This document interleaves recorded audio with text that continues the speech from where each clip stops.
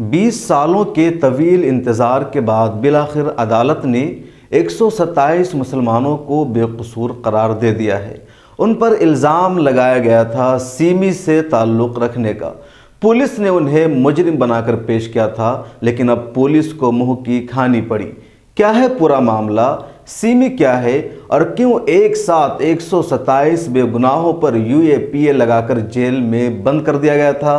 بتائیں گے سب کچھ اس رپورٹ میں۔ میں ہوں شمس تبریز قاسمی اور آپ دیکھ رہے ہیں ملت ٹائمز۔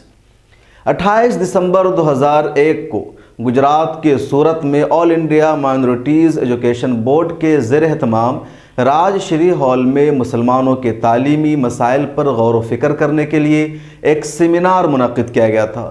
سیمینار کے شرکاء مسلمان دانشور، ڈاکٹرز، وکلاء، انجینئرز اور علماء تھے۔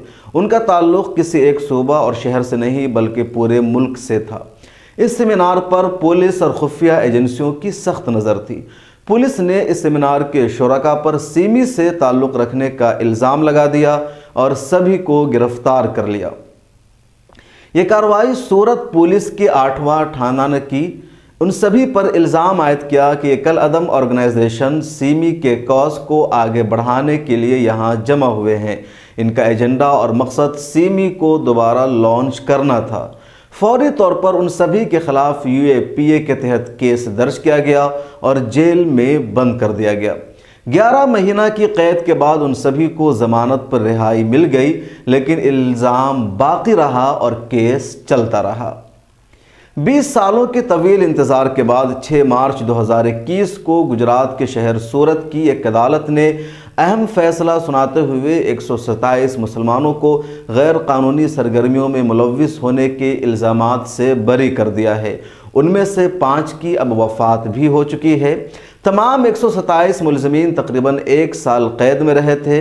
اس کے بعد انہیں ضمانت پر رہا کر دیا گیا تھا، لیکن پچھلے 20 سالوں سے مقدمہ چل رہا تھا اور ہر مہینہ تمام ملزمین کو عدالت میں پیش ہونا پڑ رہا تھا۔ عدالت نے اپنے فیصلے میں بتایا کہ استغاثہ مستند قابل اعتماد اور اطمینان بخش ثبوت پیش کرنے میں ناکام رہا اور یہ ثابت نہیں کر سکا کہ ملزمین کا تعلق سیمی سے تھا اور کالعدم تنظیم کی سرگرمیوں کو فروغ دینے کے لیے یہ لوگ وہاں جمع ہوئے تھے۔ عدالت نے مزید بتایا کہ ملزمین کو UAPA کے تحت قصوار نہیں ٹھہرایا جا سکتا ہے۔ کیس کے ملزمان نے اپنے دفاع میں کہا کہ ان کا سیمی سے کوئی تعلق نہیں ہے اور وہ سبھی آل انڈیا اقلیتی تعلیمی بورڈ کے بینر تلے پروگرام میں شریک ہوئے تھے۔ اس معاملے میں ملزمین مغربی بنگال، تمل ناڈو، مہاراشٹرا، راجستھان، مدھیہ پردیش، کرناٹک، بہار اور اتر پردیش کے علاوہ گجرات کے مختلف علاقوں اور شہروں سے تعلق رکھتے ہیں۔ سورت کے ایڈوکیٹ MM شیخ نے بتایا کہ چیف جوڈیشل مجسٹریٹ AN دیو نے پولیس کی جانب سے کوئی واضح ثبوت فراہم نہ کرنے کی بنیاد پر تمام ملزمان کو بری کر دیا، جبکہ 5 ملزمین کی مقدمہ کے دوران موت ہو چکی ہے۔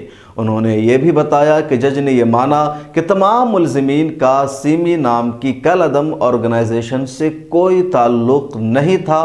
پولیس کا الزام جھوٹا تھا۔ باعزت بری ہونے کے بعد ضیاء الدین صدیقی نے اللہ کا شکر ادا کیا اور سسٹم پر سوال اٹھایا۔ انہوں نے کہا 20 سال بعد ہمیں مقدمہ سے بری کر دیا گیا، لیکن اس عرصہ کے دوران جو تکلیفیں ہم نے اور ہمارے خاندان نے جھیلی ہے اسے کیسے دور کیا جا سکتا ہے۔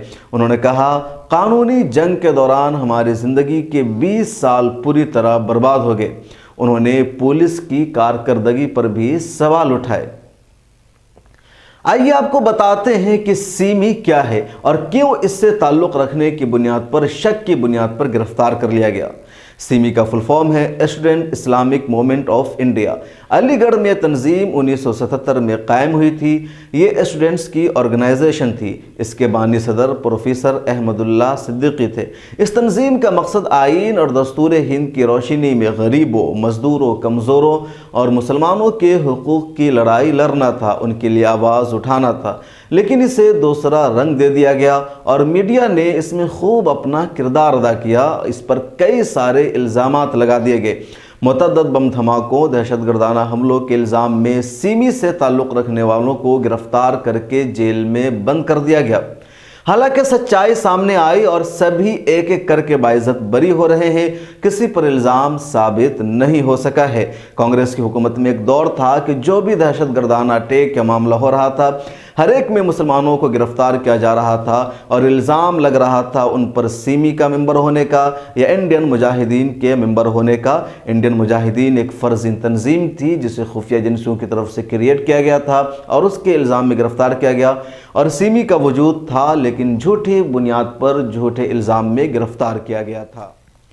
सितंबर 2001 में पहली मरतबा इस तंजीम यानी सिमी पर पाबंदी आयद की गई। इल्ज़ाम ये लगाया गया कि अमेरिका के 9/11 अटैक मामले से सिमी का भी ताल्लुक़ है। उस वक्त सेंटर में बीजेपी की हुकूमत थी, अटल बिहारी वाजपेयी वज़ीर आज़म थे। अमेरिका के दबाव में भारत की बीजेपी हुकूमत ने 26 सितंबर 2001 में सिमी पर पाबंदी लगा दी। 27 सितंबर 2001 से 27 सितंबर 2003 तक ये पाबंदी बरकरार रही। सिमी पर हतमी और आखिरी पाबंदी 8 फरवरी 2006 में आयद की गई और उससे एक दहशतगर्द और कलादम तंजीम का दर्जा दे दिया गया।